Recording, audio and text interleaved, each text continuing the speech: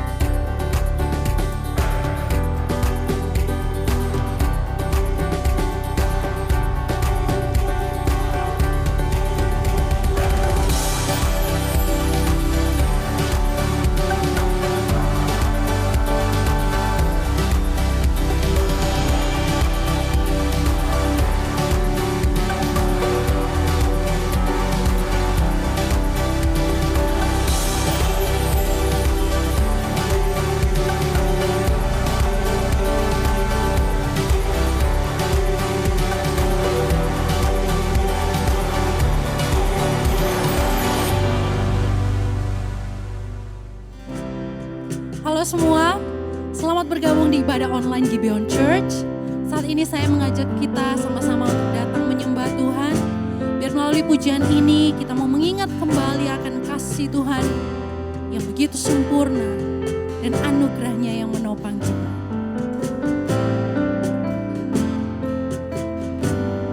Kasih yang melupakan pelanggaran, walau Maha tahu tak diingatnya. Allah hapuskan segala kesalahan, berlimpah kasih-Nya lampaui dosa. Puji Tuhan, sebab kasih-Nya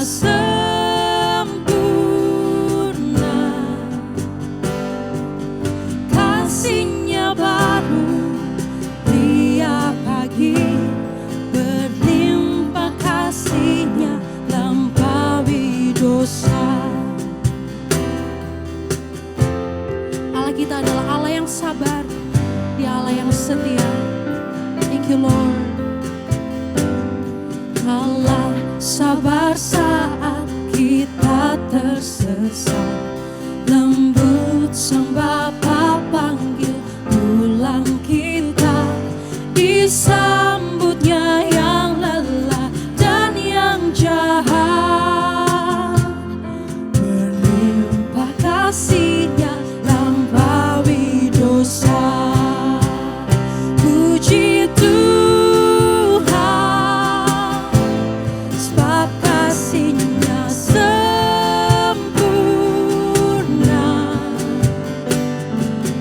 kasih-Nya baru tiap pagi, berlimpah kasih-Nya lampaui dosa.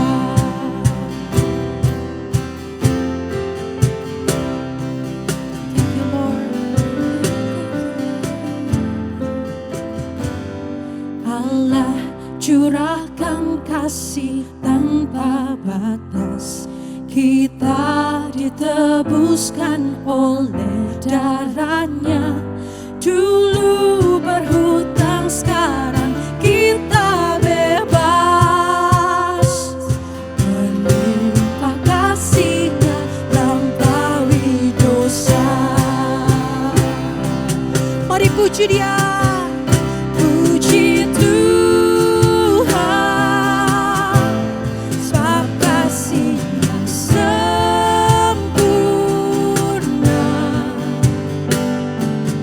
kasih-Nya baru tiap pagi, berlimpah kasih-Nya lampaui dosa. Puji Tuhan,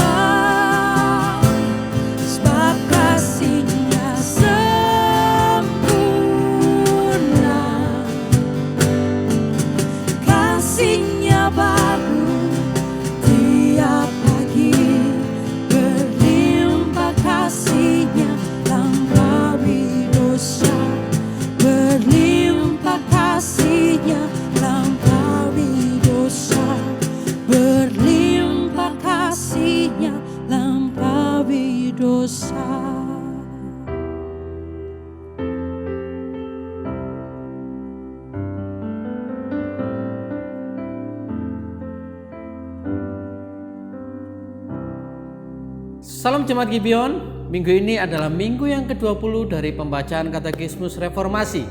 Seperti biasa, saya akan membacakan tulisan yang berwarna putih dan saudara semua yang ada di rumah akan membacakan tulisan yang berwarna kuning. Pertanyaan Katekismus pada minggu ini adalah, siapakah penebus itu? Saudara, satu-satunya penebus adalah Tuhan Yesus Kristus, Anak Allah yang kekal, Allah yang menjadi manusia dan menanggung sendiri hukuman dosa.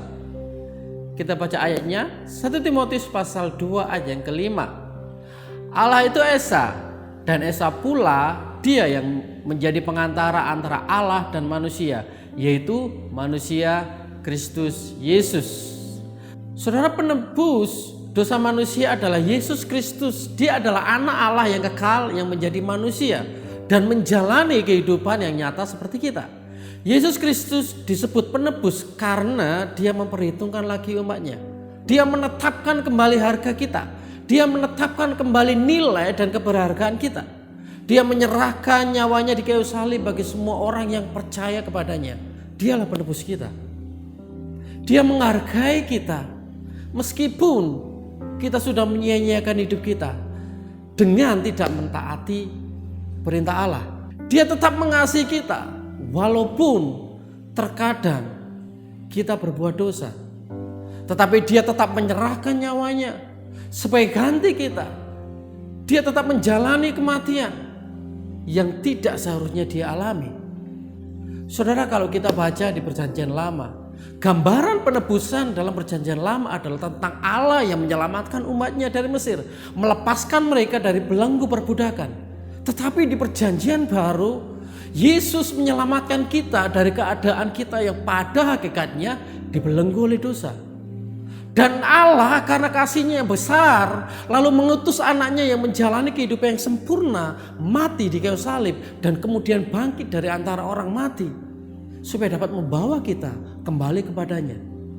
Itulah yang dimaksud ketika kita berkata Yesus Kristus adalah penebus kita. Amin. Mari saudara, pada hari ini kita mau merenungkan, kita mau mengakui dosa kita. Jika selama ini mungkin kita mengandalkan kekuatan kita mau minta ampun kepada Tuhan.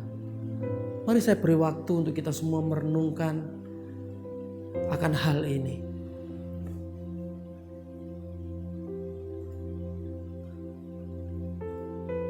Terima kasih Tuhan, karena Engkau telah mengingatkan kami bahwa keselamatan kami adalah anugerah yang Kau berikan kepada kami.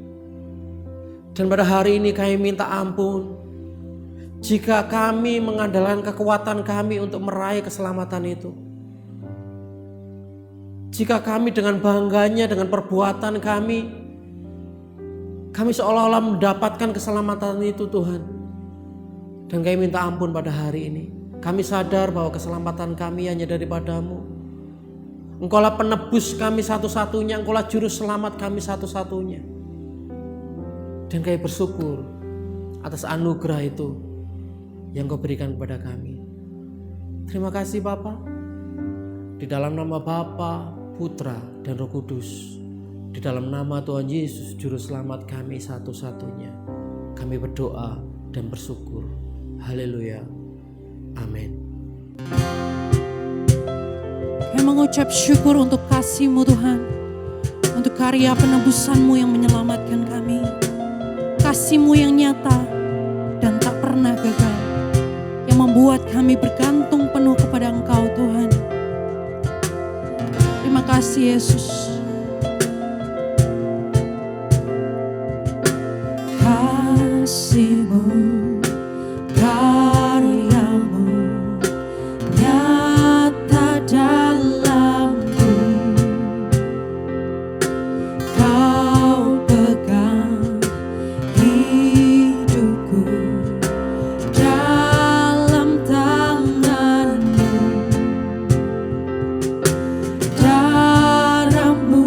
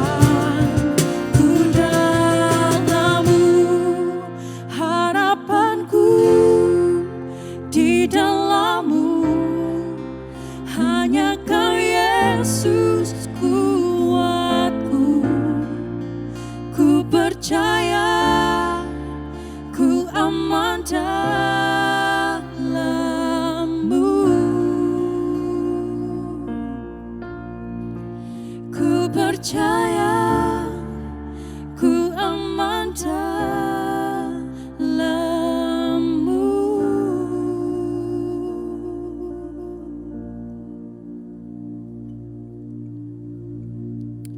Kami percaya Tuhan, kami aman di dalam Engkau. Karena Engkau harta terbesar buat kami Tuhan. Kami mengucap syukur untuk kasih-Mu yang Kau curahkan atas hidup kami Tuhan.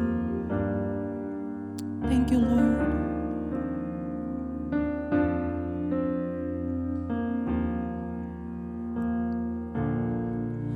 Meski semua bangsa dan kerajaan runtuh, Tuhanlah Raja atas segalanya. Ku takkan goyah atas kebenaran. Kau Allahku, Bapa yang kekal. Kau yang awal dan yang akhir, berkuasa setiap zaman. Sebab tatamu akan tetap berdiri. Segala kuasa kemuliaan ku percaya Engkau. Sebab Allahku, Bapa yang kekal. Meski melangkah melampauiku, Dia bersamaku, menyertaiku. Kasih-Nya pasti, Dia mengenalku.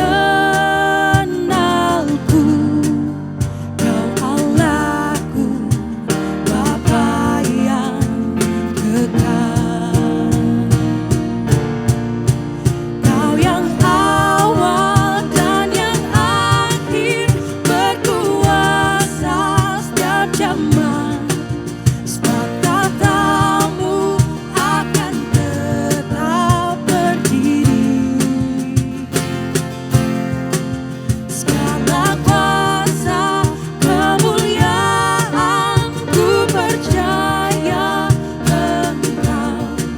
Sebab Allahku, Bapa yang kekal. Kau Bapa yang kekal. Thank you Lord.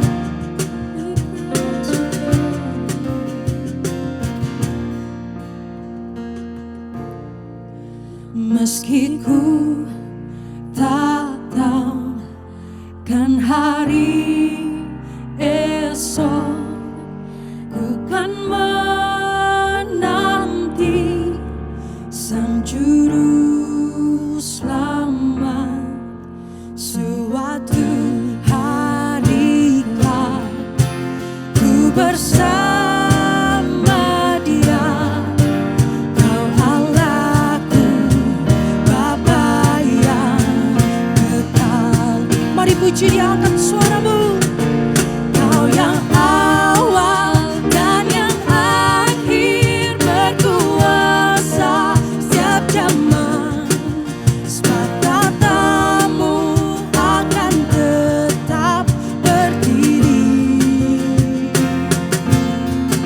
Segala kuasa kemuliaan ku percaya Engkau. Sebab Allah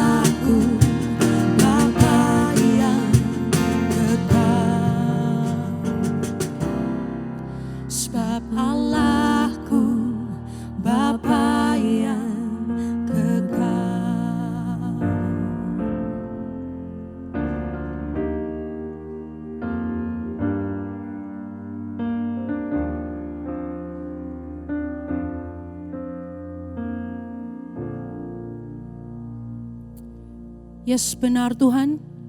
Seperti pujian yang baru saja kami nyanyikan. Betapa bersyukurnya kami punya Allah seperti Engkau. Kau Allah yang menyertai kami, Kau Allah yang bersama kami. Bahkan dalam kondisi kami, musim hidup kami sekarang ini Tuhan. Dan kasih-Mu pasti karena Engkau mengenal kami. Terima kasih Tuhan. Kalau sebentar lagi kami akan mendengarkan firman-Mu. Biar Roh Kudus-Mu yang membantu kami. Sehingga kami boleh mengerti dan mengenal Engkau lebih lagi Tuhan. Terima kasih Tuhan, hanya di dalam nama Tuhan Yesus kami berdoa. Amin. Sebelum kita mendengar firman Tuhan, saat ini kita diberi kesempatan untuk kita memberi secara online. Anda bisa memberi dengan cara mentransfer ke rekening Gereja Gibeon yang tertera di layar Anda, atau dengan scan QR code dengan aplikasi-aplikasi yang ada di layar Anda. Saya percaya kita memberi bukan supaya diberkati, tetapi karena kita sudah menerima berkat yang sangat besar, yaitu Yesus Kristus di dalam hidup kita. Baik, sebelum kita memberi, mari kita sama-sama berdoa. Tuhan, terima kasih buat kebaikan-Mu dalam hidup kami. Terima kasih buat penyertaan-Mu, perlindungan-Mu. Dan terima kasih buat anugerah yang begitu besar di dalam Yesus buat kami. Engkau telah menyelamatkan kami. Engkau telah membuat kami hidup Tuhan. Dan saatnya kami akan memberi persembahan. Biarlah setiap persembahan kami untuk kemuliaan nama-Mu. Dan setiap persembahan kami itu bisa jadi berkat buat orang lain Tuhan. Terima kasih, kami siap untuk memberi. Di dalam nama Bapa, Putra, dan Roh Kudus. Dalam nama Tuhan Yesus, Juru Selamat kami. Haleluya. Amin. Selamat memberi. Tuhan Yesus memberkati. Hi church, it's good to see you. And this is Gibeon Weekly News.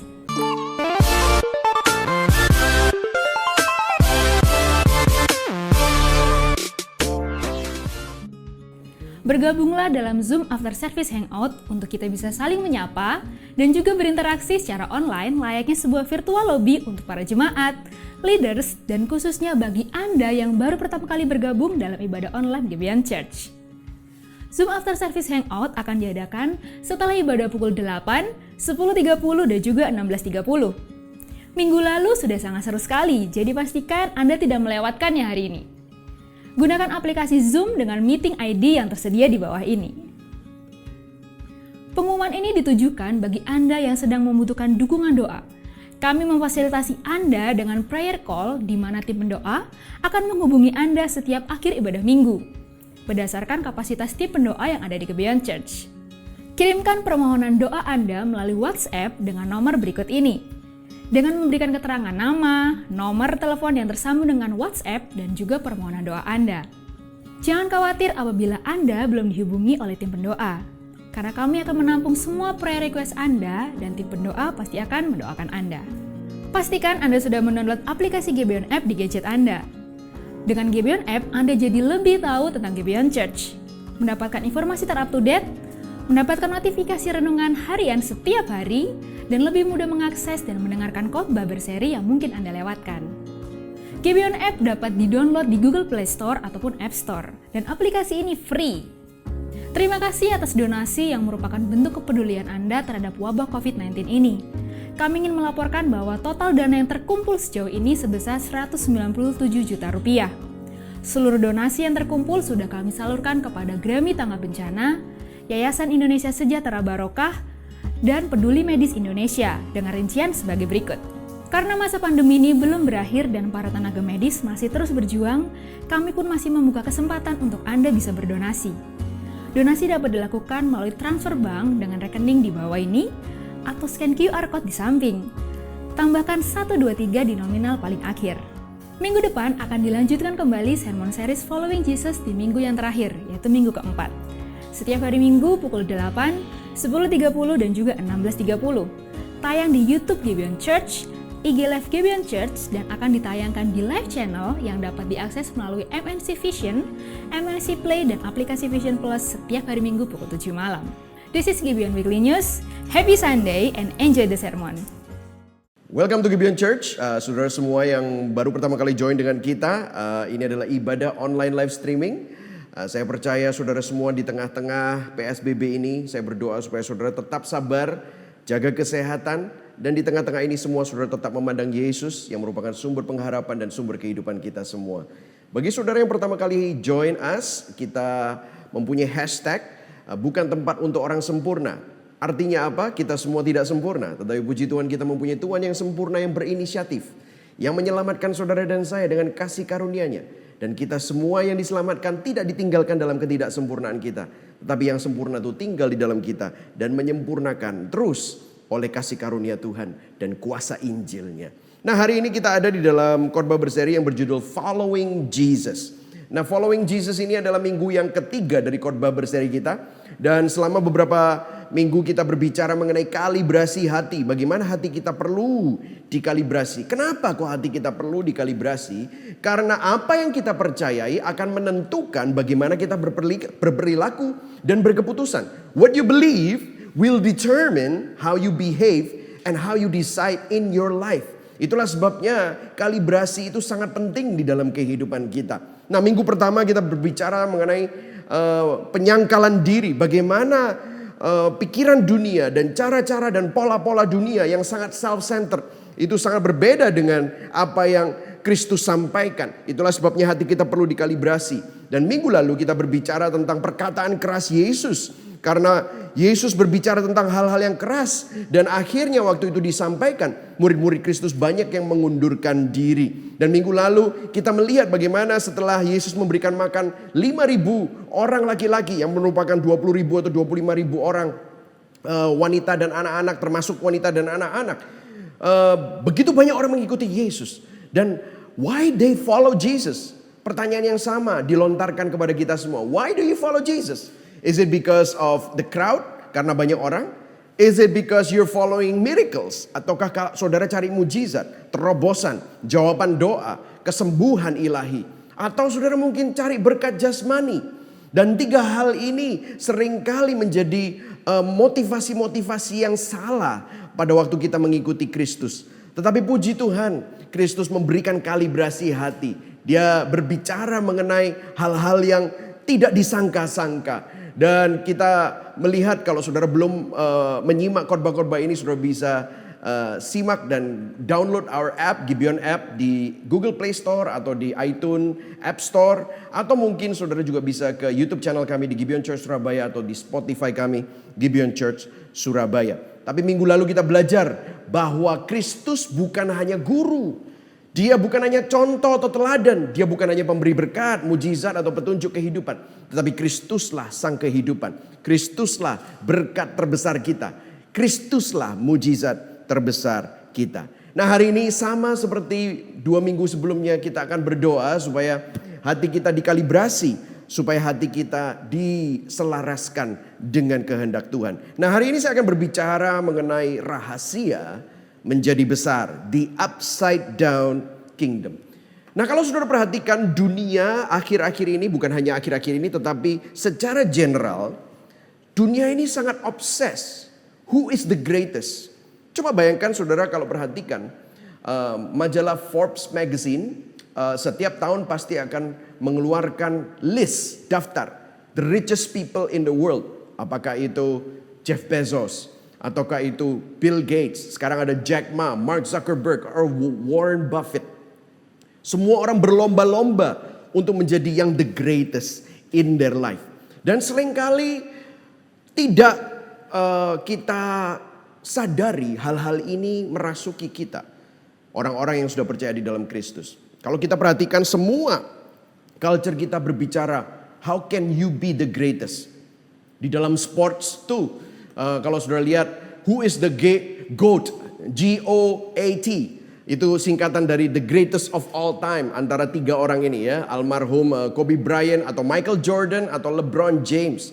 Saya bisa tanya sama saudara hari ini siapa fansnya siapa. Pasti di dalam gereja bahkan bisa ada terjadi perselisihan gara-gara berbeda pendapat. Who is the greatest? Nah, inilah yang menyebabkan kita semua berlomba-lomba untuk menjadi yang terbaik. The greatest.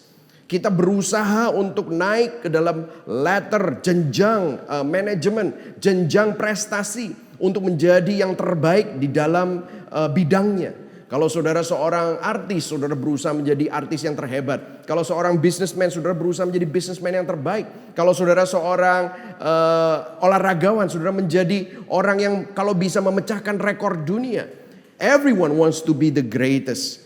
Nah, masalahnya saudara, ukuran great menurut Tuhan itu berbeda dengan ukuran great menurut manusia.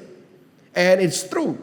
Tendensi kita, kecenderungan manusia, it is human's tendency to achieve level of greatness. Itu adalah kecenderungan kita, kecenderungan dosa manusia. Dan kalau kita perhatikan, pertama kali dosa masuk ke dalam dunia pada waktu Adam dan Hawa, mereka berusaha untuk menjadi seperti Tuhan atau bahkan mau menjadi Tuhan. Itu adalah dosa pertama yang masuk ke dalam dunia. Dan ini adalah kecenderungan dosa kita. Kita mau menjadi yang terhebat. Bahkan di dalam hidup ini kita cenderung lupa Tuhan dan kita berusaha untuk menjadi Tuhan bagi diri kita sendiri. Yang menyedihkan adalah ajaran-ajaran ini masuk ke dalam gereja. Ajaran-ajaran pola-pola dunia. Di mana gereja saat ini sering mengajarkan teologi kemakmuran. The health, wealth, and prosperity. Sehingga jemaat-jemaat mengejar kebesaran, the greatness menurut dunia dan bukan menurut pola kerajaan surga. Tetapi hari ini kita akan melihat dan kita akan minta supaya Roh Kudus dan firman-Nya mengkalibrasi hati kita, karena definisi kebesaran dunia itu berbeda dengan definisi kebesaran menurut Injil Kristus. Nah, teks kita hari ini akan kita ambil di dalam kitab Matius pasal yang 20 ayat 20 sampai ke 28. Nah, saudara, kitab Injil Matius ditulis oleh murid Yesus yang namanya Rasul Matius, yang fokusnya adalah berbicara kepada orang Yahudi. Nah, salah satu tema yang diulang-ulang pada saat menjabarkan kitab Matius adalah mengenai the kingdom of God, kerajaan Allah, atau kalau enggak the kingdom of heaven, kerajaan surga. Apa itu esensi kerajaan surga? Nah, kalau kita berbicara mengenai definisi kerajaan yang Yesus jabarkan di Injil Matius, kerajaan ini adalah kerajaan yang upside down kingdom. Kerajaan yang terbalik dengan prinsip-prinsip dunia. Itulah sebabnya hari ini kalau saudara mengikuti pola dunia, maka saudara sedang berlawanan atau bertolak belakang dengan prinsip-prinsip dari pola kerajaan surga. Itulah hari ini sebabnya kita sama-sama minta supaya Roh Kudus mengkalibrasi hati kita dan Injil Kristus berbicara kepada diri kita sendiri. Amin, saudara ya. Nah, kita akan mulai sama-sama, kita akan baca Matius 20 ayat 20. Dikatakan begini. Maka datanglah ibu anak-anak Zebedius serta anak-anaknya itu kepada Yesus. Lalu sujud di hadapannya untuk meminta sesuatu kepadanya. Nah, saudara-saudara perhatikan di sini dikatakan apa? Datang ibu anak-anak Zebedius serta anak-anaknya. Kejadian ini dicatat oleh Markus di pasalnya yang ke-10, tetapi tidak disebutkan ada ibunya di sana. Tetapi Matius begitu detail sehingga dia menyebutkan ada ibunya. Nah, ini ibunya kok bisa berani sekali ngomong sama Yesus? Ini siapa ibu ini? Sujud di hadapan Yesus dan meminta sesuatu kepadanya. Nah, saudara, cara dunia kalau kamu mau menjadi besar itu semua tergantung dari koneksimu, betul atau enggak? It's not how much you know, it's who you know. Siapa yang kamu kenal, betul ya? Kalau saudara kenal seorang pejabat, saudara kenal dengan seorang bos, saudara kenal dengan orang berpengaruh, orang hebat, maka saudara pasti akan mendapatkan keuntungan-keuntungan gara-gara kenalnya itu. Nah, siapa identitas ibunya Yohanes dan Yakobus? Anak-anak Zebedius adalah Yohanes dan Yakobus. Yohanes dan Yakobus adalah inner circle. Masih ingat inner circle-nya Yesus siapa? Petrus, Yohanes dan Yakobus. Mungkin Yohanes dan Yakobus berpikir bahwa Petrus ini selalu dihardik oleh Yesus, bacotnya banyak sehingga sering ditegur oleh Yesus. Maka Yohanes dan Yakobus mengambil kesempatan ini untuk minta sesuatu kepada Yesus. Tetapi bukan cuma hanya minta, mereka juga bawa mamanya. Nah, mamanya ini siapa? Coba kita selidiki sedikit, saudara. Di Matius 27 ayat 56 dikatakan, ini menunjukkan mamanya Yesus nih. Pada waktu itu Yesus lagi disalib. Dan pada waktu itu semua murid-muridnya pergi, udah kabur. Tetapi ada perempuan-perempuan yang melihat Yesus dan menunggui Yesus di kayu salib. Dikatakan apa? Matius 27 ayat 56. Di antara mereka terdapat Maria Magdalena dan Maria ibu Yakobus dan Yusuf dan ibu anak-anak Zebedius. Oh, ternyata si ibu ini juga ada bersama dengan Maria Magdalena dan Maria ibu Yakobus dan Yusuf pada saat Yesus disalib. Kemudian Markus 15 ayat 40. Dari sini kita bisa ketahuan bahwa namanya siapa. Ada juga beberapa perempuan yang melihat dari jauh. Melihat dari jauh yaitu salib Kristus. Di antaranya Maria Magdalena, sama ya Maria Magdalena. Maria ibu Yakobus muda. Jadi ini Yakobus yang lain ya. Ini Yakobusnya adalah Yakobus Alfeus. Dan Yoses yaitu Yusuf serta Salome. Oh ternyata namanya ibunya anak-anak Zebedeus ini adalah Salome. Kemudian kalau saudara lihat di Yohanes 19 ayat 25. Nah ini lebih jelas lagi. Bahwa ibu itu ada di sana. Di kitab Matius namanya siapa di kitab Markus. Dan kemudian di Yohanes ditunjukkan hubungannya. Dan dekat salib Yesus berdiri ibunya dan saudara ibunya. Ada apa? Maria istri Klopas yaitu Maria ibu Yakobus muda dan Yoses yang tadi udah dibicarakan. Dan Maria Magdalena. Oh ternyata ini ibunya anak-anak Zebedeus itu ternyata saudaranya Maria. Jadi ini kalau ngomongin Yohanes sama Yakobus itu cousin. Sepupunya Yesus dan Salome adalah tantenya Yesus. Wow, ternyata nepotisme itu sudah terjadi sejak dulu. Ya saudara ya. Nah saudara perhatikan di sini. Kenapa kok si tante ini berani-berani ngomong? Karena mereka berpikir Yesus ini akan jadi raja. Dia jadi Mesias. Dia akan menjadi orang yang berpengaruh. Dan pada saat itu mereka mau mengambil kesempatan untuk minta sesuatu. Nah apa yang diminta? By the way kita lihat bagaimana postur dari tantenya Yesus si Salome. Dikatakan apa? Di ayat yang ke-20b ya saudara ya. Maka datanglah ibu anak-anaknya Zebedeus serta anak-anaknya itu kepada Yesus lalu apa? Sujud. Bahasa aslinya adalah proskuneo. Sujud itu dengan postur menyembah. Postur yang sangat rendah hati di hadapannya yaitu Yesus untuk meminta sesuatu kepadanya. Saudara ini adalah postur penyembahan, sujud menyembah. Saudara ini mungkin sedikit perenungan buat kita yang mengingatkan minggu lalu ya. Saudara kita bisa datang dengan kerendahan hati dan kelihatannya menyembah Tuhan. Tetapi I want to ask you again. Saya mau tanya kepada saudara seperti minggu lalu. Mengapa kamu menyembah Tuhan? Salome kelihatannya datang dengan suatu kerendahan hati. Tetapi why Salome ini datang? Kenapa Yakobus dan Yohanes ini datang? Salome datang. Yohanes dan Yakobus. Mereka trio ya. 3 sekawan. Mereka trio datang dengan suatu agenda. Posturnya sudah benar sih, tapi hatinya sebenarnya self-centered. Hatinya self-centered. Kita udah bicara tentang self-centered di minggu yang pertama. Mereka datang untuk mendapatkan sesuatu dari Yesus. Dan itu bukan tentang berkat yang lain, tetapi ada kepentingan politik. Saudara, bukankah kalau kita mau jujur, kita pun juga sering seperti ini. Betul ya saudara ya? Minggu lalu kita sudah belajar. Why do you follow Jesus? Apakah kamu cari berkatnya? Kamu cari mujizatnya? Alkitab penuh dengan peringatan-peringatan akan ini supaya motivasi kita mengikut Yesus bukan hanya untuk mendapatkan berkatnya atau mujizatnya. Tapi kali ini ibu dari Yohanes dan Yakobus bersama dengan Yohanes dan Yakobus datang dengan suatu agenda. Apa yang diminta? Kita teruskan ya. Dikatakan apa? Ayat yang ke-21. Kata Yesus, apa yang kau kehendaki? Jawabnya, berilah perintah supaya kedua anakku ini boleh duduk kelak di dalam kerajaanmu. Yang seorang di sebelah kananmu dan yang seorang lagi di sebelah kirimu. Wow. Jadi yang mereka minta adalah glory, kemuliaan. Paling enggak jadiin, kalau kamu jadi raja Yesus, jadiin anak saya penasehat, satunya perdana menteri, satunya mungkin menteri apa gitu yang duduk di sebelah kanan dan di sebelah kiri. Jadi at least kalau kamu jadi orang yang berpengaruh, anak-anak saya juga mendapatkan kedudukan dan jabatan. Wow, ini yang diminta saudara. Jadi ternyata Salome mempunyai agenda. Agendanya adalah agenda politik yang self-centered saudara. Tapi lihat apa jawaban Yesus dan di sini kita akan belajar. Tetapi Yesus menjawab, kamu tidak tahu apa yang kamu minta. You don't know what you're asking.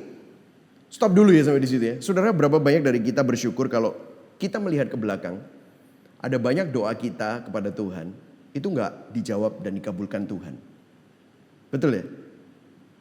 Soalnya begini, kalau sampai semua doa-doa kita yang pada waktu itu rasanya maksa Tuhan untuk mengabulkan, Tuhan kabulkan doa saya, dan Tuhan tidak kabulkan, itu sebenarnya untuk kebaikan kita. Kita perlu sadar bahwa Tuhan itu berdaulat dan tahu yang terbaik untuk kehidupan kita. Seringkali kita itu punya pikiran bahwa kita ini lebih pintar dari Tuhan. Makanya kita kadang-kadang marah kalau seakan-akan doa kita nggak dikabulkan. Mana buktinya? Mana buktinya? Kan begitu saudara. Aku sudah begini, aku sudah begitu. Saudara masih ingat tadi? Kalau kita kelihatannya melayani Tuhan tetapi mempunyai agenda, itu saudara sebenarnya bukan cinta Tuhan. Dan ini terus diulang-ulang selama minggu-minggu ini. Kenapa? Mengingatkan supaya hati kita terus dikalibrasi. Terus supaya selaras dengan Tuhan. Dan saya bersyukur bahwa banyak doa-doa saya yang dulu-dulu tidak dikabulkan oleh Tuhan. Apa yang kita minta itu seringkali hanya memuaskan kedagingan kita. Sangat self-centered. Dan kalau doa kita itu dikabulkan, itu malah membahayakan kita. Dan membuat kita jadi lupa akan Tuhan. Betul atau tidak saudara? Jadi kalau hari ini mungkin saudara memiliki doa-doa yang belum terjawab, bersyukur. Artinya ada kemungkinan, ada 3 hal kemungkinan. Yang pertama adalah saudara memang itu bukan kehendak Tuhan untuk saudara mendapatkan apa yang saudara doakan. Yang kedua mungkin belum waktunya. Belum waktunya. Yang ketiga sebentar lagi saudara akan mendapatkannya. Tetapi apapun itu saudara harus tahu bahwa Tuhan adalah Tuhan yang berdaulat dan Dia tahu yang terbaik. Nah pada saat ini ibu dari anak-anak Zebedeus, ibu dari Yohanes dan Yakobus minta ini. Dan Yesus katakan kamu gak tahu apa yang kamu minta. Terus dia bilang sesuatu. Dapatkah kamu meminum cawan yang harus ku minum? Do you know the cup that I'm about to drink? Kamu tahu nggak sih itu apa artinya? Saudara, cup di sini berbicara tentang suffering. Cup di sini adalah cawan penderitaan. Dalam simbol perjanjian lama ini adalah semacam idiom perjanjian lama yang artinya when you drink the cup, kamu meminum sampai habis. Dan cup di sini dia mengacu kepada kitab Yesaya yang berbicara tentang cawan murka Allah. Kristus meminum semuanya itu. Saudara tahu cup ini berbicara tentang penderitaan. Bahwa bagaimana Kristus menanggung murka Allah. Mengalami penderitaan demi menanggung hukuman dosa manusia. Di dalam kitab Matius 26. Nanti di chapter-chapter di pasal-pasal berikutnya. Yesus berdoa di Taman Getsemani. Dikatakan apa? Ya Bapakku, jikalau kiranya mungkin biarlah cawan ini berlalu daripadaku. Tetapi janganlah seperti yang ku kehendaki, melainkan seperti yang engkau kehendaki. Ini adalah cawan yang berat saudara. Makanya Yesus bilang, kalau kamu mau dimuliakan bersama-sama dengan aku, kamu bisa enggak meminum cawan yang akan aku minum? Makanya Yesus berkata, kamu enggak tahu apa yang kamu minta. Kalau kamu berusaha duduk di sampingku, aku akan ditinggikan memang. Benar, aku akan menerima kemuliaan. Tetapi itu semua bukan karena yang lain. Tetapi karena aku akan mengalami penderitaan yang paling mengerikan. Jika kamu ingin duduk di sampingku. Dengan kata lain Tuhan ingin ngomong. Kalau kamu mau duduk di sebelahku, kamu harus mengalami penderitaan yang sama yang aku alami. Kamu bisa gak sih minum cawan yang aku minum? Dia tanya begitu. Saudara, seringkali kita ini gak tahu esensi dari kekristenan. Kita pikir kekristenan itu hanya tentang berkat jasmani. Terobosan dan doa kita dijawab dan hidup kita tenang, aman, nyaman, tentram dan makmur. Apakah itu kekristenan? Makanya Yesus bilang kamu gak tahu apa yang kamu minta itu. Dan dia berbicara bahwa dapatkah kamu minum cawan yang harus ku minum? Mereka gak ngerti. Kata mereka kepadanya, ini bodoh banget. Ini nunjukin betapa mereka benar-benar ignorant. Saudara, kalau sudah perhatikan di Matius 18, Yesus sudah bicara tentang prinsip ini sebelumnya. Bahkan di Matius 5, nanti saya juga akan bahas beatitude, ya, berbahagialah orang yang miskin di hadapan Allah karena dia mempunyai kerajaan surga. Di Matius 18 berbicara bagaimana siapa yang terbesar? Murid-muridnya lagi bertengkar. Siapa yang terbesar di dalam kerajaan surga? Yesus bilang, kalau kamu mau jadi yang terbesar, kamu harus jadi seperti anak kecil ini. Rupanya mereka nggak get it. Makanya mereka nggak ngerti tentang prinsip ini. Makanya mereka langsung dengan santai dia bilang, kami bisa, kami dapat. Saudara, hati mereka begitu dibutakan oleh ambisi. Kecenderungan dosa mereka yang memiliki agenda pribadi ini menutupi pandangan mereka. Itulah sebabnya hari ini saya berdoa supaya saudara sadar bahwa saudara butuh diselaraskan. Hati mereka begitu berpusat pada diri sendiri. Hati mereka begitu menyimpang. Saya mau tanya sekali lagi, apa motivasi kita mengikuti Yesus? Disinilah hati murid-muridnya perlu dikalibrasi. Sama dengan hati murid-murid Yesus, biarlah hari ini hati kita pun juga dikalibrasi. Katakan kepada kanan kirimu, ayo kita sama-sama kalibrasi hati. Amin saudara. Biarlah kita buka hati kita. Karena apa yang akan Yesus sampaikan di sini akan mengubah cara pandang kita. Dia berkata begini, Yesus berkata kepada mereka, cawanku memang akan kamu minum. Ini adalah nubuatan Yesus bahwa satu hari mereka berdua, Yohanes dan Yakobus, akan mengerti apa esensi menjadi besar di dalam kerajaan surga. Dan Yesus sedang menubuatkan kerasulan mereka berdua, di mana Yakobus memang akhirnya akan menjadi martir. Dan Yohanes juga akan mengalami banyak penganiayaan dan penderitaan. Bahkan dibuang di pulau Patmos dan menulis kitab Yohanes dan kitab 1, surat 1 Yohanes, 2 Yohanes dan 3 Yohanes. Jadi benar, cawanku memang akan kamu minum. Tetapi hal duduk di sebelah kananku atau di sebelah kiriku aku tidak berhak memberikannya. Itu akan diberikan kepada orang-orang bagi siapa Bapakku telah menyediakan. Jadi itu bukan urusanmu. Siapa yang akan dapat mahkota ini, siapa yang akan duduk di sebelah kanan, di sebelah kiri, itu bukan urusanmu. Itu biar saja Bapa di surga yang memutuskan. Tetapi dia ajarkan esensinya. Habis ini. Tetapi saudara lihat ya di sini ya. Mungkin saudara pikir ya yang 2 ini brengsek. Tapi yang 10 murid Yesus yang lain itu pasti baik lah. Siapa bilang saudara? Kita lihat baca ayat 24. Mendengar itu marahlah ke 10 murid yang lain karena kedua saudara itu.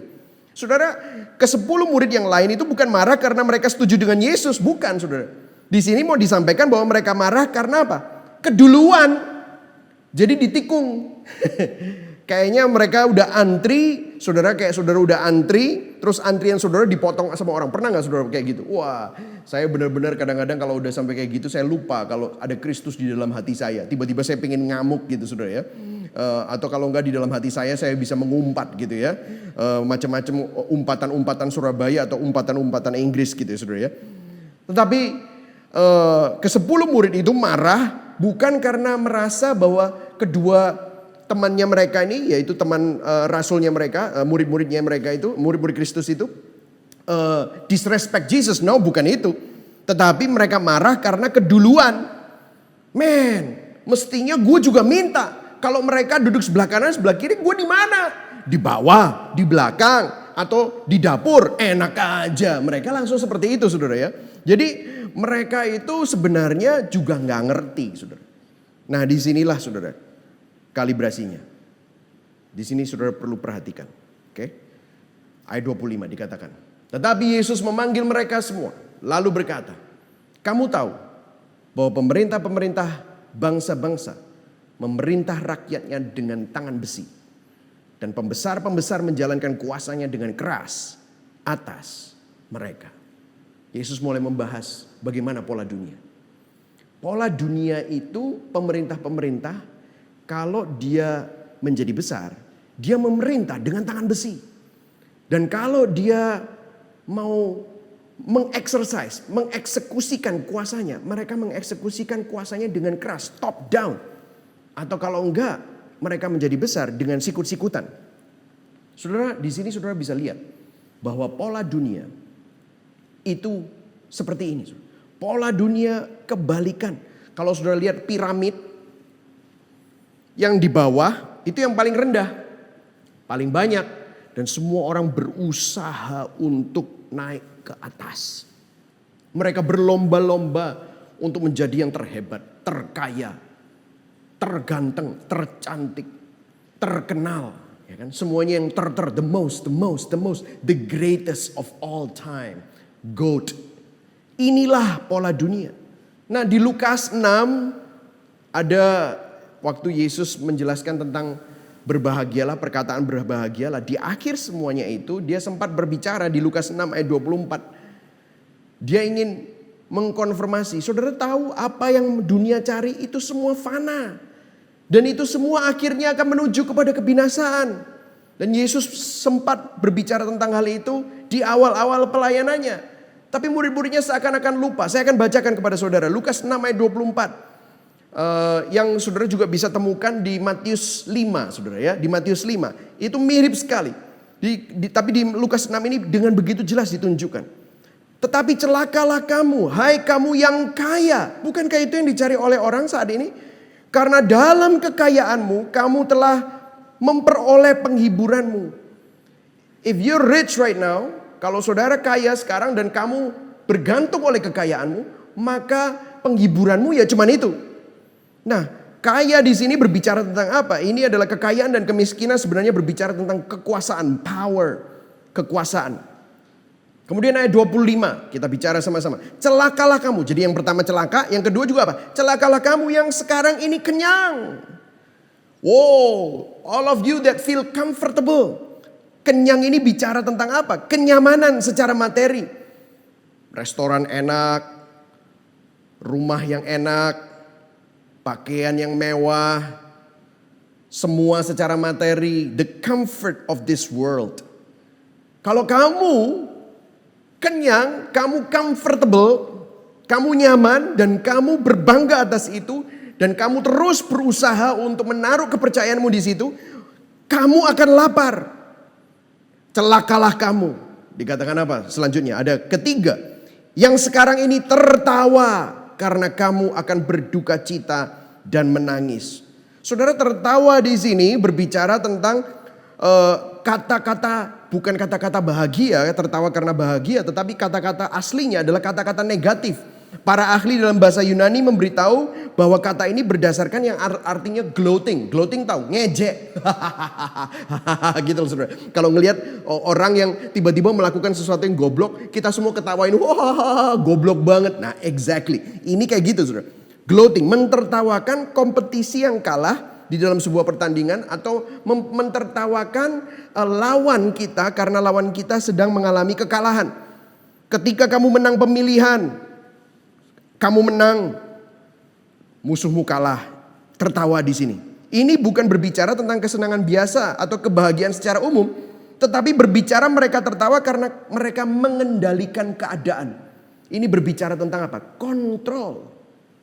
Kontrol. So, kendali, memegang kendali. Kemudian ayat yang ke-26, celakalah kamu jika semua orang memuji kamu. Wow, kelompok yang keempat yang Yesus sebutkan adalah mereka yang dipuji orang, dikagumi orang, diakui orang, populer. Pengakuan, popularitas, acceptance, celebrity, selegram, wah terkenal, fame. Ini adalah nilai-nilai kerajaan dunia yang dicari-cari orang dunia. Paling the most powerful, the richest, paling kaya, paling powerful, the most comfortable. Saudara pernah ada acara TV the most uncomfortable home? Gak pernah kan? Selalu bilang apa? The most comfortable home. Paling nyaman, rumah yang paling nyaman. Itu yang dimuat. Gak ada rumah yang jelek dimuat. Terus siapa yang bisa memegang kendali?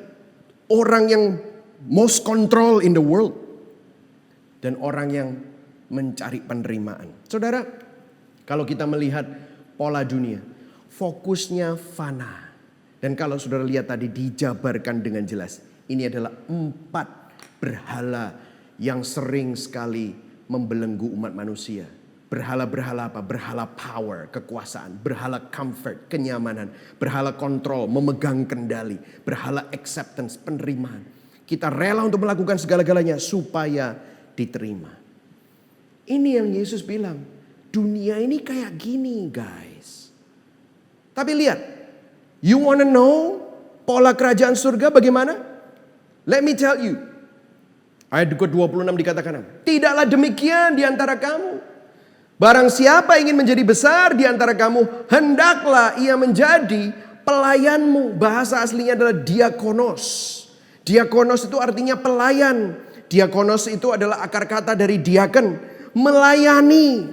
Wow, it's so different. Orang di dunia kalau mau jadi besar dia mungkin awalnya melayani. Tetapi kalau dia sudah naik pangkat, dia maunya diapakan? Dilayani. Semua orang besar di dalam dunia ini selalu minta dilayani. Tetapi kalau saudara perhatikan cara kerajaan surga, kalau saudara perhatikan cara Yesus menjelaskan ini dan melihat cara hidup Yesus. Yesus datang bukan untuk dilayani, tetapi dia datang untuk melayani. Makanya dia bilang, barang siapa yang ingin menjadi besar di antara kamu, hendaklah ia menjadi pelayanmu. Melayani Tuhan, melayani orang lain. Wow, diakonos. Kemudian dia meneruskan ayat yang ke-27, dan barang siapa ingin menjadi terkemuka di antara kamu, hendaklah ia menjadi hambamu. Kalau tadi diakonos itu adalah pelayan, tetapi bukan budak. Diakonos itu masih lebih tinggi, masih oke.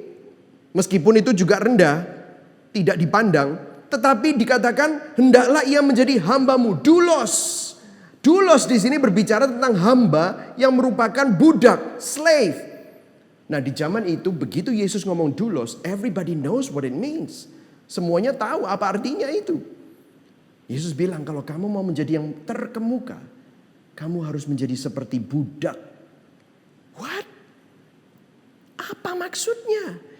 Kenapa seperti ini?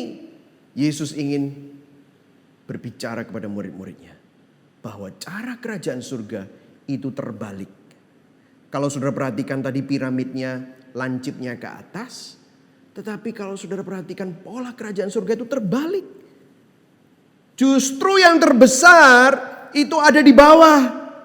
Kebesaran menurut dunia itu diidentikan dengan jabatan, kekuasaan. Kamu yang pegang kendali dihargai banyak orang. Kamu memiliki kenyamanan yang maksimum. Tetapi pola kerajaan surga itu terbalik. Kalau kamu mau menjadi besar, justru kamu harus menjadi diakonos, melayani. Kalau kamu mau menjadi yang terkemuka, justru kamu harus menjadi doulos, menjadi hamba. What does that mean?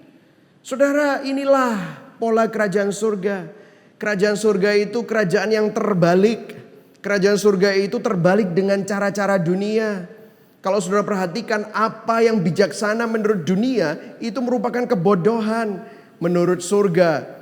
1 Korintus 1 ayat 27-29 saya akan bacakan buat saudara. Tetapi apa yang bodoh bagi dunia dipilih Allah untuk memalukan orang-orang yang apa? Berhikmat. Dan apa yang lemah bagi dunia dipilih Allah untuk memalukan apa yang kuat. Dan apa yang tidak terpandang dan yang hina bagi dunia dipilih Allah. Bahkan apa yang tidak berarti dipilih Allah untuk meniadakan apa yang berarti.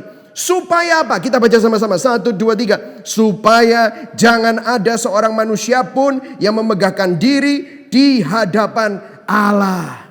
Wow.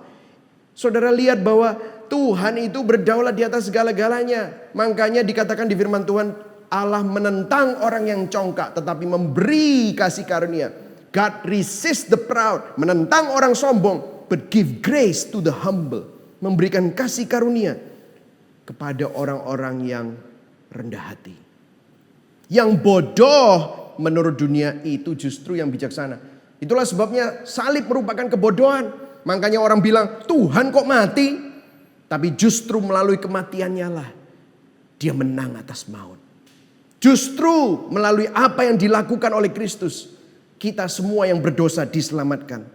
Dikatakan yang tidak terpandang dan yang hina dan yang tidak berarti, itu yang dipilih Tuhan. Makanya waktu Yesus dilahirkan, dia tidak lahir di hotel bintang 5. Dia tidak lahir di VIP room. Dia lahir di kandang. Dia lahir tempat tidurnya adalah palungan. Kenapa? Untuk apa? Supaya tidak ada seorang pun yang terlewatkan. Bahkan orang yang paling hina pun mendapatkan pengharapan di dalam Kristus. Orang yang paling jelek, orang yang paling berdosa, orang yang paling kotor, orang yang paling busuk. Karena di dalam palungan, di dalam kandang yang hina itu, orang yang paling hina sekalipun dapat diselamatkan. Itulah Kristus. Itulah pola kerajaan surga.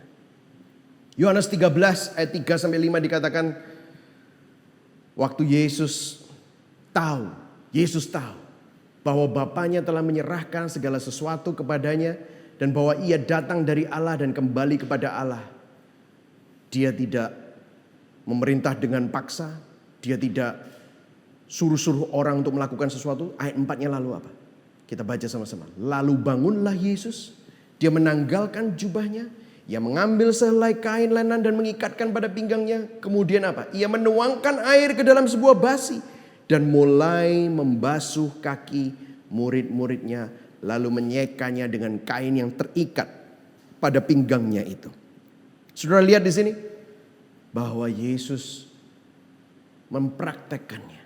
Kalau kamu mau menjadi besar, kamu melayani.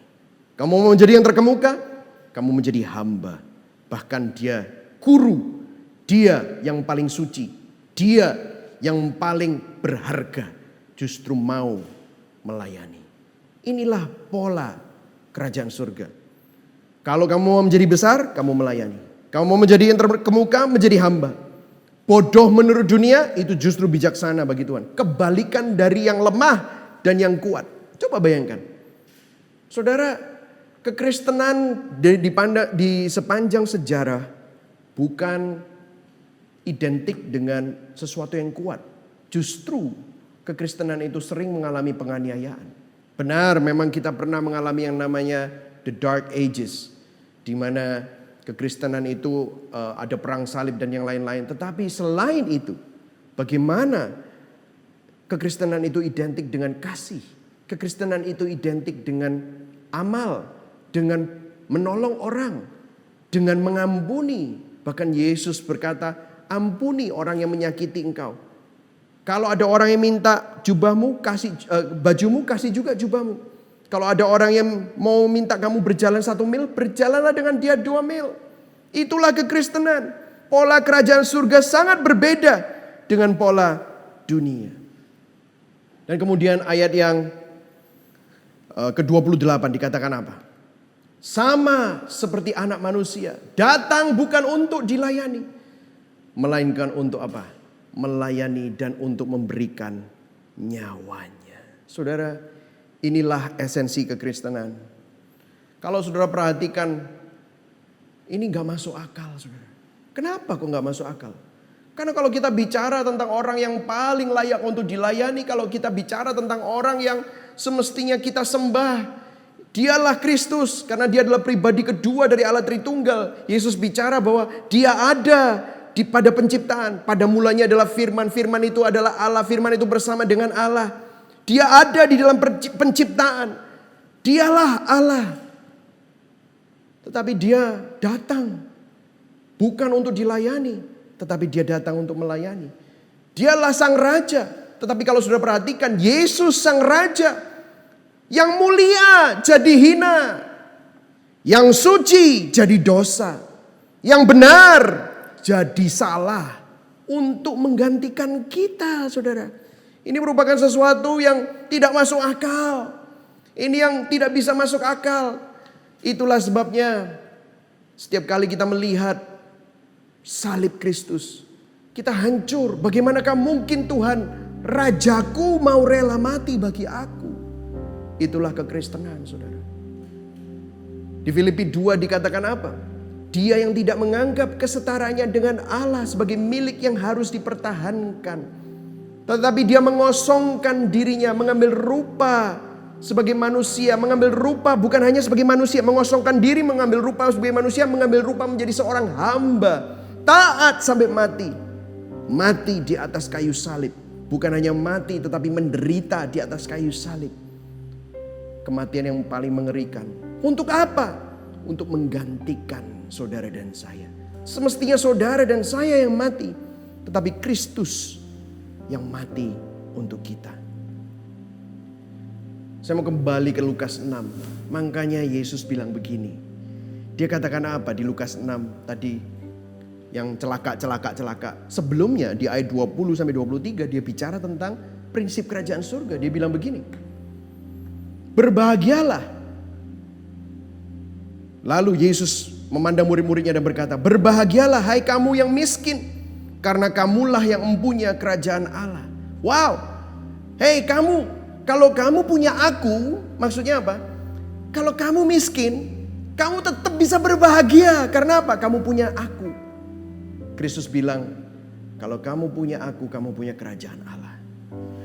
Ayat 21 dikatakan, berbahagialah hai kamu yang sekarang ini lapar, karena kamu akan dipuaskan. Berbahagialah hai kamu yang sekarang ini menangis, karena kamu akan tertawa. Berbahagialah kamu jika karena anak manusia orang membenci kamu. Dan jika mereka mengucilkan kamu dan mencela kamu serta menolak namamu sebagai sesuatu yang jahat, disuruh berbahagia. Kok bisa, saudara? Ayat 23, bersukacitalah pada waktu itu dan bergembiralah, sebab sesungguhnya upahmu besar di surga. Kenapa kok pola kerajaan surga itu terbalik dengan pola dunia? Karena kalau pola dunia, apa yang kita nikmati di dunia ini, mereka hanya berpikir untuk sekarang, fana. That's it. Tetapi kalau pola kerajaan surga, apapun yang ada di dalam dunia ini hanya sementara. Seberapapun penderitaan yang kamu hadapi, seperti ini, sekarang ini mungkin saudara mengalami dampak dari COVID-19.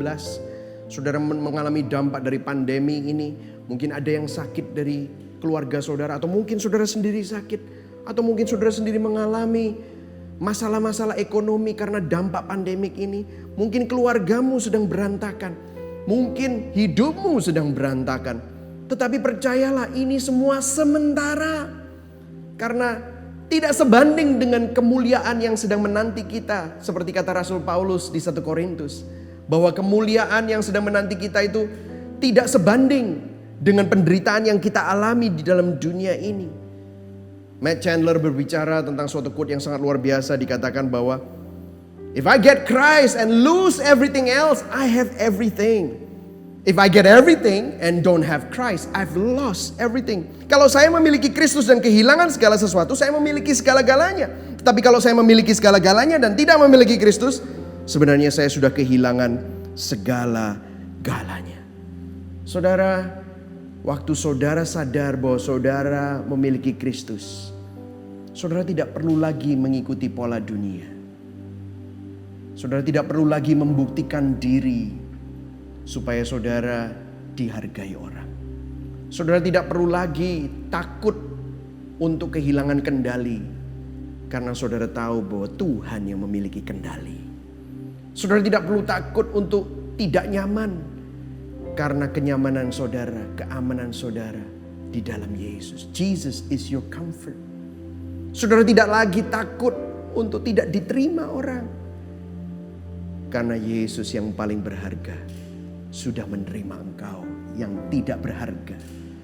Dia yang paling berharga rela bayar harga yang paling mahal untuk menebus hidupmu yang sangat tidak berharga, sehingga hidupmu yang sangat tidak berharga itu jadi sangat berharga. Itulah Injil. Di dalam Injil, di dalam pola kerajaan Allah, di dalam Kristus, apapun yang kita alami, kita akan tetap berbahagia. Kenapa, saudara? Karena kita memiliki Kristus. Amin, saudara. Hari ini, apa motivasi saudara? Hari ini apa ketakutanmu? Apa kekhawatiranmu? Serahkan hidupmu kepada Kristus. Kalau saudara mau jujur, sebenarnya pola dunia menekan saudara, menyiksa kita semua, sehingga kita tidak bisa tenang. Kita selalu was-was, karena sehebat-hebatnya kamu, setinggi-tingginya, the greatest of all men, saudara selalu was-was. Kenapa? Karena besok bisa ada orang yang lebih hebat dari kamu, yang akan menggulingkan kamu. Karena hartamu yang kamu kumpulkan begitu lama itu bisa habis sekejap, karena tertipu atau karena salah keputusan. Kesehatanmu yang kamu banggakan itu bisa hilang dan sirna begitu saja, karena semuanya itu fana. Tapi hari ini biarlah Anda mempercayakan hidupmu kepada Tuhan. Kemudian dikatakan apa? Matius 20 ayat 28b. Sama seperti anak manusia datang bukan untuk dilayani, melainkan untuk melayani dan untuk memberikan nyawanya menjadi tebusan bagi banyak orang. Saudara, tadi kita sudah melihat Yesus sudah menjadi contoh bagi kita. Dia mempraktekkannya. Tetapi Yesus bukan cuma hanya mati untuk menjadi contoh bagi kita. Yesus bukan hanya melayani supaya menjadi contoh bagi kita. Tetapi dikatakan bahwa dia menjadi tebusan bagi banyak orang. Apa maksudnya? Yesus bukan hanya menjadi contoh bagi kita, tetapi menebus dan membebaskan kita dari pola dunia. Saudara, kalau saudara perhatikan 1 Petrus 1 ayat 18. Sebab kamu tahu bahwa kamu telah ditebus dari cara hidupmu yang sia-sia, yang kamu warisi dari nenek moyangmu. Bukan dengan barang yang fana, bukan pula dengan perak atau emas, tetapi oleh darah yang sangat mahal. Saudara-saudara ditebus dari cara hidup kita yang sia-sia. Saudara ditebus dan dibebaskan dari pola dunia. Saudara tidak lagi perlu hidup dengan cara-cara yang dunia kejar, yang dihargai dunia itu tadi. Saudara tidak perlu lagi cari penghargaan dari dunia. Saudara tidak perlu lagi cari harga diri dari the power of this world. Saudara tidak perlu lagi berusaha dengan kekuatanmu untuk memegang kendali hidupmu. Saudara tidak perlu lagi takut untuk kehilangan kenyamananmu.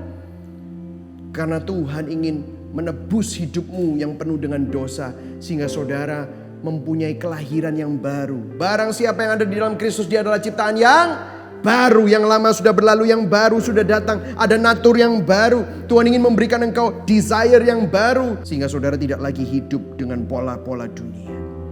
Saudara, hari ini saya berdoa supaya saudara sadar, justru kalau saudara mengalami ini semua, saya rasa seluruh dunia sedang dibuat oleh Tuhan untuk pause.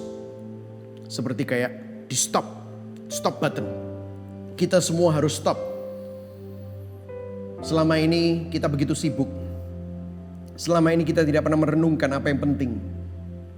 Yang kita lakukan hanyalah sibuk. Tapi hari ini, minggu-minggu ini, hari-hari ini, kita harus merenungkan ini semua. Mungkin saudara selama ini disiksa oleh ilah-ilah zaman ini. Tapi hari ini ada kabar baik. Saudara dapat menyerahkan hidupmu kepada Kristus. Karena dialah yang memegang hidupmu. Saudara, saya akan tutup dengan sebuah kesaksian. Mungkin saudara tahu tentang cerita orang ini. Kalau saudara lihat fotonya, dia adalah seorang misionaris Amerika yang bernama Joyce Lin. Dia baru dipanggil Tuhan minggu ini, di awal minggu. Dia adalah seorang pilot misionaris. Dia meninggal dunia karena pesawatnya mengalami kecelakaan.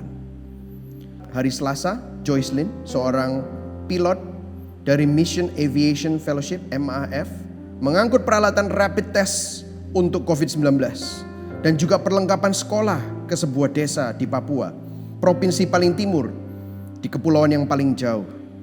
Juru bicara MAF, dia berkata, Joyce Lin berangkat dari kota Sentani pukul 6.27 pagi.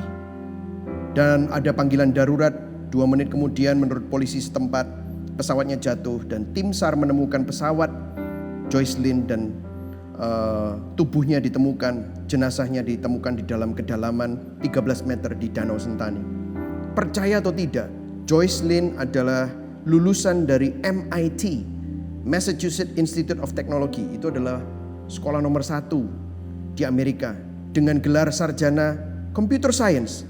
Dan dia mempunyai S2 di MIT dalam computer science juga. Joyce Lin merasa terpanggil untuk menghidupi anugerah Tuhan dan menjawab panggilan Tuhan ke dalam pelayanan. Maka dia mengambil seminari teologi di Gordon Cornwell dan lulus dengan gelar Master of Divinity. Ini orang hebat, saudara. Dia bisa melakukan apa saja dalam hidupnya. Joyce dikatakan telah memegang keyakinan yang kuat akan panggilan Tuhan untuk menjadi misionaris. Dia bisa saja menjadi hamba Tuhan terkenal atau menjadi seorang profesional yang kerja di sebuah perusahaan komputer yang bisa hidup mewah di Amerika. Tetapi dia memilih untuk meninggalkan itu semua untuk menjadi misionaris di Papua, saudara. Ada kesaksian pada salah satu penerbangan yang pertama pada waktu dia ada pendaratan darurat di Wamena, di kota terbesar di daratan tinggi Papua karena cuaca buruk. Di bandara ia melihat seorang wanita yang membutuhkan penerbangan evakuasi darurat karena harus menjalani tindakan operasi besar. Semua penerbangan dibatalkan karena lockdown akibat COVID-19. Namun Joycelyn diizinkan untuk menerbangkan wanita itu sampai ke Sentani. Dan begitu sampai di Sentani, wanita ini tidak jadi mengalami kritis, tetapi dia diselamatkan melalui tindakan operasi yang tepat waktu. Joycelyn di note-nya yang terakhir dikatakan ada sebuah ayat terkenal. Dia menulis ayat itu, bahwa Allah turut bekerja dalam segala sesuatu untuk mendatangkan kebaikan bagi mereka yang terpanggil sesuai dengan rencananya. Dia bilang waktu dia melihat semua hidupnya diatur oleh Tuhan, sungguh menyenangkan menyaksikan begitu banyak cara di mana Tuhan melalui hidup orang-orang di sekitarnya benar-benar menunjukkan bahwa Allah bekerja di dalam segala sesuatu untuk mendatangkan kebaikan. Dan dia bilang bahwa dia sangat bangga dan sangat senang dia dapat menghidupi panggilannya untuk melayani di Indonesia. Saudara, saya gak bisa bayangkan bagaimana menurut pandangan dunia Joycelyn mungkin adalah seorang yang gagal. MIT mahal-mahal, ngapain lu di Papua? Mungkin itu yang dipikirkan orang. Tapi saya yakin menurut pola kerajaan surga, dia adalah orang yang paling dihargai. Apa yang saudara hidupi saat ini? Saya percaya di masa-masa ini saudara bisa memikirkan apa yang saudara hargai, apa yang paling berharga dalam hidup Anda. Saya suka dengan sebuah quote dari seorang jemaat yang saya sudah bertanya dengan dia dan dia tidak mau disebut namanya.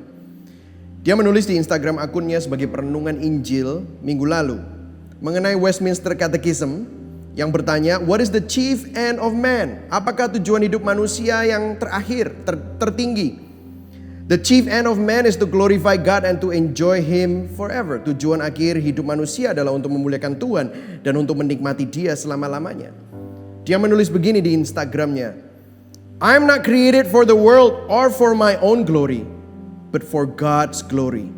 Saya tidak diciptakan untuk dunia ini atau untuk kemuliaan diri sendiri, tetapi untuk kemuliaan Tuhan. I am not here to leave my mark on history, but to be Christ-like. Aku bukan hidup untuk menulis namaku di dalam sejarah, tetapi hidupku untuk menjadi seperti Kristus. Wow.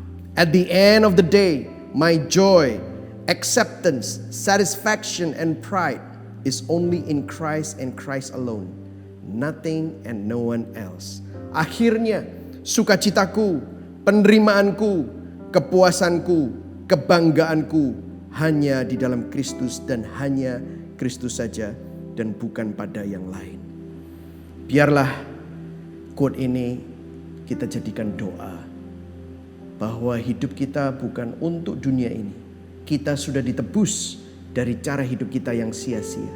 Dan biarlah kita hidup karena Kristus yang paling berharga itu. Kristus yang paling indah dan yang paling besar. Dia rela jadi hina. Dia rela jadi miskin buat saudara. Supaya kita menerima kemuliaan. Kita menerima kekayaan kasih karunia-Nya. Sehingga saudara tidak perlu lagi mengejar apa yang dunia kejar. Amin. Mari sama-sama kita berdoa. Bapa di dalam surga, kami mengucap syukur. Hari ini kami diingatkan bahwa kami telah ditebus dari cara hidup kami yang sia-sia. Yang kami warisi dari nenek moyang kami.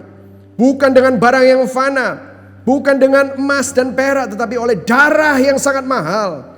Engkau yang paling mulia. Engkau rela jadi hina. Engkau yang paling suci. Engkau jadi dosa. Engkau yang penuh dengan kebenaran. Justru didakwa. Dihukum. Untuk menggantikan kami yang berdosa. Hari ini Tuhan, kalau kami berdiri di sini. Karena kasih karunia-Mu yang berharga telah menyelamatkan kami. Engkau yang berharga itu tinggal di dalam kami dengan kuasa Roh Kudus-Mu. Biarlah kami yang sudah ditebus ini tidak lagi hidup dengan pola dunia, tapi hidup untuk kemuliaan-Mu. Seperti quote dari teman kami tadi, biarlah kami sadar bahwa kami bukan hidup untuk dunia ini dan kemuliaan diri sendiri, tetapi untuk kemuliaan-Mu. Kami bukan hidup untuk menulis nama kami di dalam sejarah supaya dikenang orang, tetapi hidup kami semakin seperti Kristus. Kami mau dikenal oleh Kristus, sehingga sukacita kami, penerimaan kami, kepuasan kami, kebanggaan kami hanya ada di dalam Kristus dan hanya di dalam Kristus saja. Di dalam nama Bapa, Putra dan Roh Kudus kami berdoa. Amin. Mari sama-sama kita arahkan hati kita, tangan kita, dan mata kita kepada Tuhan yang sudah menyelamatkan, memelihara, dan menopang kita. Saya akan berdoa untuk benediction. Tuhan memberkati engkau, Tuhan melindungi engkau, Tuhan menyinari engkau dengan wajahnya dan memberi engkau kasih karunia. Tuhan menghadapkan wajahnya kepadamu dan memberikan engkau damai sejahtera.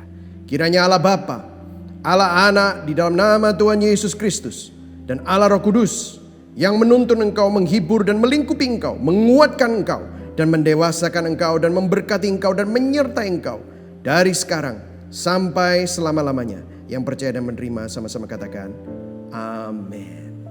Tuhan Yesus memberkati. Biarlah saudara menghidupi pola kerajaan surga.